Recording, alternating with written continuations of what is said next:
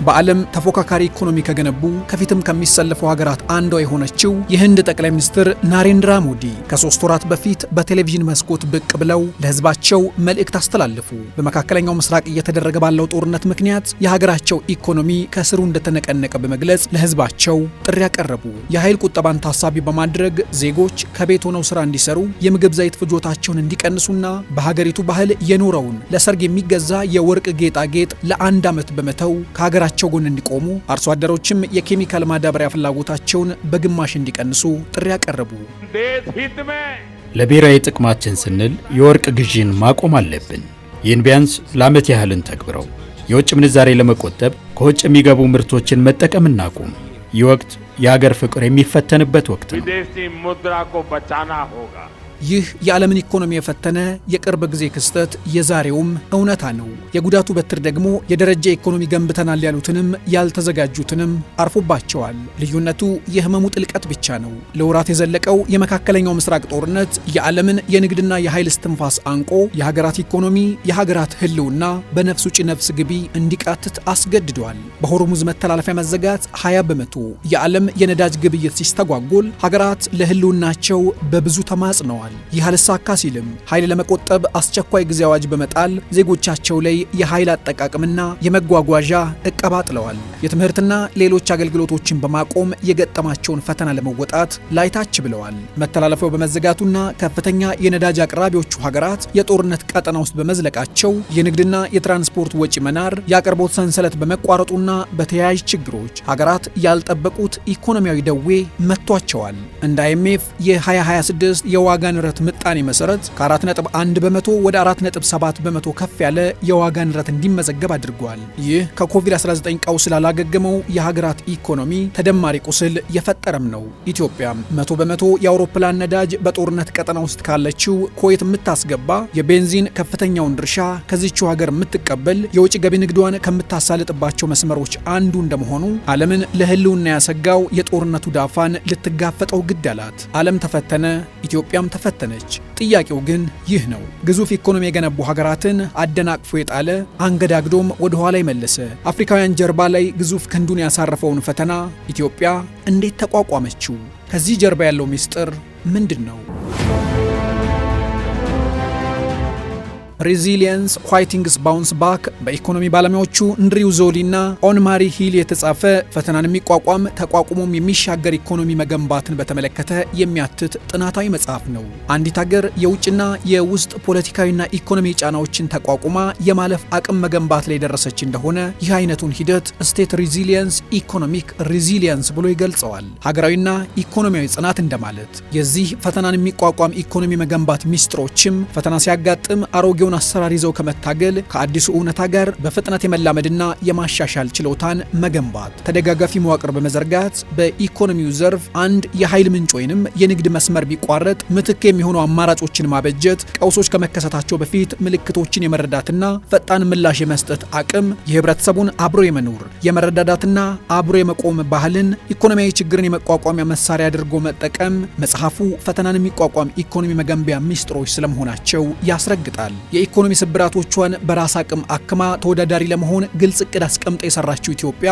በሀገር በቀል የኢኮኖሚ ማሻሻያ ያለፈውን የሚክስ ያላትን አቅም የሚጠቀም ነገን ጠንካራ የዓለት መሰረት ላይ የሚተክል ውጤት ማስመዝገብ ችላለች። ይህ ውጤታማ የኢኮኖሚ ስርዓቷ ካለፋቸው ፈተናዎች አንዱና ግዙፉ ዓለም በእንብርክክ እንዲድህ ያስገድደው የመካከለኛው ምስራቅ ጦርነት ነው። የአንድ ዘርፍ ጥገኝነት ሊፈጥር የሚችለውን ስጋት ቀድሞ በማሽተት የተተገበረው የብዝሃ ኢኮኖሚ ዘርፍ መርህ በጥቂት ዓመታት ውስጥ የሀገሪቱን መዋቅራዊ የኢኮኖሚ ትብታብ በመበጣጠስ የኢኮኖሚ ተዋንያንን ተሳትፎና ትርፋማነት ከፍ እንዲል ያስቻለ ከመሆኑም በላይ በውጭ ምርቶች ላይ ያላትን ጥገኝነት በመቀነስ ፈተናው ሲከሰት ባለችበት እንድትጸና ካደረጉ ውጤታማ የኢኮኖሚ ማዕዘን ድንጋዮች ዋነኛው ነው። እርግጥ ነው ፈተናው ደጃችንን አቋርጦ እልፍኝ ከቷል፣ ሲሻገርም ከማድ ቤት ዘልቆም ነበር። ይሁንና በችግር ውስጥ ሆኖ የችግሩን ግዝፈት ማብራራት የአሸናፊዎች አልነበረም፣ አልሆነም፣ አይሆንምም። ችግርን በማውራት በችግር ውስጥ በመኖር ችግርን በመተንተን ዘመን የሚታለፍ መስሎት ያስባል። በችግርን በመተንተን የሚታለፍ ዘመን የለም። ችግርን ረግጦ መከራን ረግጦ አሻግሮ በማየትና በመትጋት ብቻ ነው ለውጥ የሚመጣ። በጠቅላይ ሚኒስትር ዶክተር አብይ አህመድ የተጻፈው የመደመር መንግስት መጽሐፍ አደጋን የሚቋቋም አይበገር ኢኮኖሚን የመገንባት ትግልን ከሀገራዊና ከዓለም አቀፍ ፈተናዎች ጋር ተጋፍጦ ከማሸነፍ ውጥን ጋር ባስተሳሰረበት ክፍል የተፈጥሮም ይሁን ሰው ሰራሽ አደጋዎች ሲያጋጥሙ መቋቋምና በፍጥነትም ማገገም የሚችል ኢኮኖሚን መገንባት ወሳኝ ስለመሆኑ ያስረዳል። የማይበገር ኢኮኖሚን የመገንባት አምዶችም አደጋን አስቀድሞ አይቶ ማስወገድ ወይንም መከላከል፣ አደጋው ከመጣም አደጋውን ተቋቁሞ ማሳለፍ፣ አደጋው ጉዳት ካደረሰም ከአደጋው ቶሎ ለማገገም የሚያስችል ኢኮኖሚን መገንባት የማይበገር ኢኮኖሚ ጠባይ ስለመሆኑ አስቀምጧል። የመደመር መንግስት ኢኮኖሚን የሚፈትኑ አደጋዎችን ማስጠም የሚያስችል የማይበገር ጠባይን የተላበሰ ኢኮኖሚን መገንባት ዋነኛ ትኩረቱና መገለጫው መሆኑንም መጽሐፉ ያስነብባል። ኢትዮጵያ የወሰደችው የሀገር በቀል የኢኮኖሚ ማሻሻያ በግብርናው ላይ የተንተራሰውን የሀገሪቱን ኢኮኖሚ ወደ ሌሎች ዘርፎች በማጋራት ከማዕድን እስከ ቱሪዝም፣ ከማኒፋክቸሪንግ ኢንዱስትሪ እስከ ኢንፎርሜሽን ቴክኖሎጂ ደጋፊ ዘርፍነታቸውን ወደ ምሰሶነት ቀይሮታል።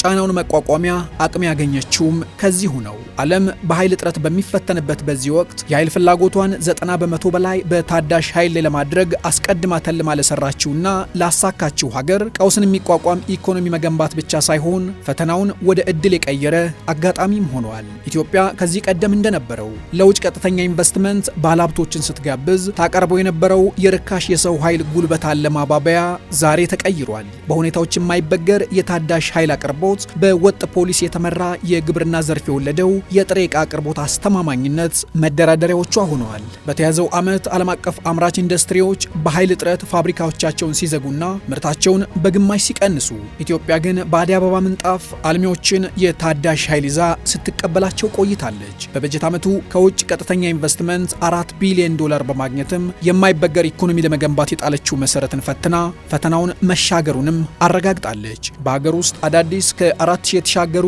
አምራች ኢንዱስትሪዎችንና ከ990 በላይ የተዘጉ ፋብሪካዎችን ወደ ስራ በማስገባት ማኒፋክቸሪንግ ኢንዱስትሪው የሉዓላዊነት ልብ ሆኖ ዓለም አቀፍ የአቅርቦት ሰንሰለት መቋረጡ የወለደውን እጥረት ለማቃለል አለፍ ሲልም ለሌሎች ለመትረፍ ችላለች። ኢኮኖሚያችን ባለፉት ዓመት ከፍተኛ ውጤት ማስመዝገብ የቻለበት ዋና ምክንያት ኢኮኖሚው በአገር ውስጥም ሆነ በውጭ በሚፈጠሩ ስጋቶች ጫና የማቋቋም አቅሙን ከጊዜ ወደ ጊዜ በከፍተኛ ደረጃ ማሳደግ ተችሏል።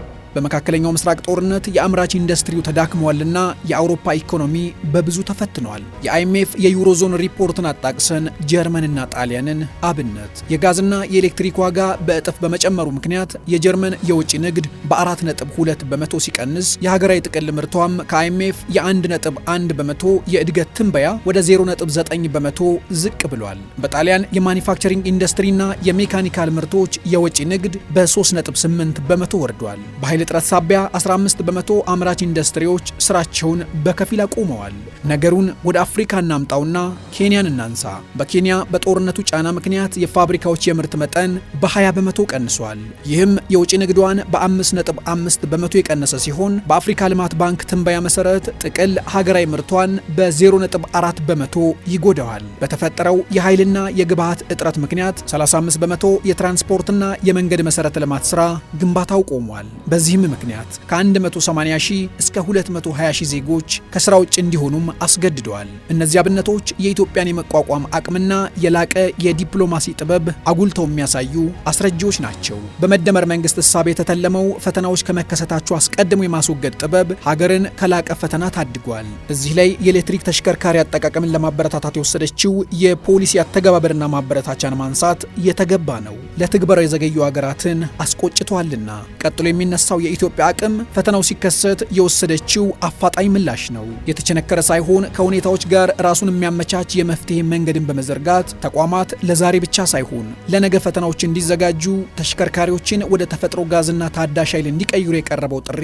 የህዝብና የመንግስት መናበብ ለፈተና የማይበገር ኢኮኖሚን ለመፍጠር መሰረት ስለመሆኑ ምስክር ሆኖ አልፏል። መንግስት የተከሰተውን እጥረት ለመቋቋም 20 ቢሊዮን ብር በየወሩ ያደረገው የነዳጅ ድጎማ ፈተናውን ማለፊያ ለህዝቡም እፎይታን የተፈጠረ ተግባር ነበር። በቢሾፍቱ አቡሴራ ሰማይ ስር የኢትዮጵያ አየር መንገድ የቢሾፍቱ ዓለም አቀፍ አውሮፕላን ማረፊያ ግንባታ ላይ የአዲሱን ዘመን የኢትዮጵያን የግንባታ ሂደት ያበሰሩ 192 የኤሌክትሪክ የጭነት ተሽከርካሪዎችም ፈተናን እየተቋቋሙ ሀገራዊ ልማትን ማሳለጫ የረጅም ጊዜ የኢነርጂ ልማት ስራዋ ግብ አመላካች አስረጂዎችም ናቸው። ኢትዮጵያ በአምስቱም የኢኮኖሚ ምሰሶቿ ዓለም አቀፍ ፈተናዎችን በመቋቋም በተመዘገበው ከፍተኛ ውጤት ሀገራት የኢንዱስትሪዎቻቸውን የማምረት አቅም ሲቀንሱ ኢትዮጵያ በዓመቱ የፋብሪካዎች የማምረት አቅምን ከ47 በመቶ ወደ 69.3 በመቶ ከፍ አድርጋለች። ሀገራት እስከ 15 በመቶ ኢንዱስትሪዎቻቸው በኃይል እጥረት ሳቢያ ስራ ሲያቆሙ ከ4200 በላይ አዳዲስ ኢንዱስትሪዎችን ወደ ስራ አስገብታለች። ከ433 ሺህ በላይ ዜጎች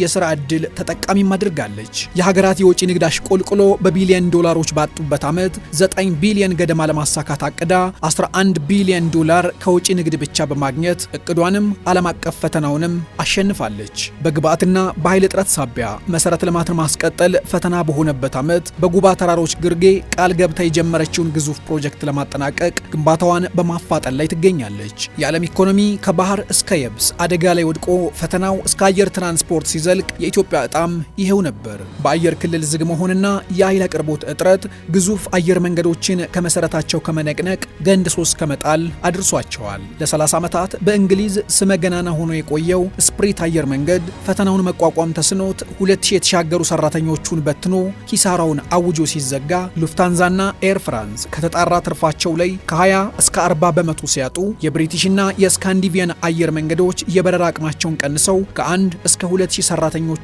ከስራ ውጭ ሲያደርጉ የኢትዮጵያ አየር መንገድ ግን በተከሰተው ቀውስ ከመደናገጥ ይልቅ ከሁኔታው ጋር ወደ ተናበበ መፍትሄ በመሻገር ለሀገር የፈተና ጊዜ አጋር ችግር የሚቋቋም ኢኮኖሚ፣ ችግር የሚቋቋም መንግስት፣ ችግር የሚቋቋም ተቋም አብነትነቱን ለወዳጅም ለጠላትም አስመስክሯል። ባህር ላይ መርከቦች በተገቱ ጊዜ የሰማዩ መርከብ ጉድለቷን ለመሙላት ሸክፎ ወስዷል፣ ወደ ሀገርም አስገብቷል። የአቪዬሽን ኢንዱስትሪው በብዙ በተፈተነ ዓመት 20.7 ሚሊዮን ተሳፋሪዎችን አጓጉዞ 4 አዳዲስ ዓለም አቀፍ መዳረሻዎችን አስፍቶ በበጀት ዓመቱ ብቻ 20 በመቶ እድገት ያስመዘገበው አየር መንገዱ 9.1 ቢሊዮን ዶላር አግኝቷል። አደጋ ያሸተተ ራሱን ያዘጋጀ ፈተናን ወደ ዕድል የቀየረ ኢኮኖሚ መልኩ ምን ይመስላል ቢባል የኢትዮጵያ አየር መንገድ የኢትዮጵያ ኢኮኖሚ ያስብሏል።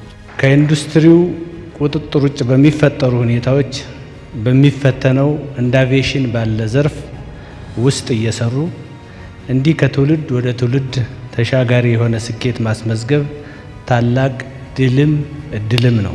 ፈተናን ተቋቁሞ የቆመ ብቻ ሳይሆን በፈተና ውስጥ አልፎ ውጤት ያስመዘገበው የኢትዮጵያ ኢኮኖሚ ደግሞ በሌላ ገጹ ለዓመቱ በተያዘው የ10.2 እድገት ሳይገታ በአፍሪካ ቀዳሚ በዓለም ተወዳዳሪ ኢኮኖሚ ያላት ሀገር የመገንባት ርዕይና ጥረት ፍሬን ለመብላት ኢትዮጵያንና አጋሮቿን አስናፍቋል።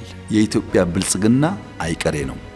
ኢትዮጵያ ለመላው አፍሪካውያን የብልጽግና ተምሳሌት ትሆናለች። ቤት በኩል ከወናችሁት፣ እንዴት አሳካችሁት፣ እባካችሁን እርዱን ትባላለች። የጀመረችውን ትጨርሳለች። የጸናች ሀገር ትሆናለች። ከልመና ትላቀቃለች። ልጆቿ ኮራ ብለው በማያፍሩበት ፓስፖርት የሚንቀሳቀሱባት ሀገር ትሆናለች። ጠንካራ ኢኮኖሚ ስለ ዛሬ ህልውና ስለ ነገ ጽናትም ነው።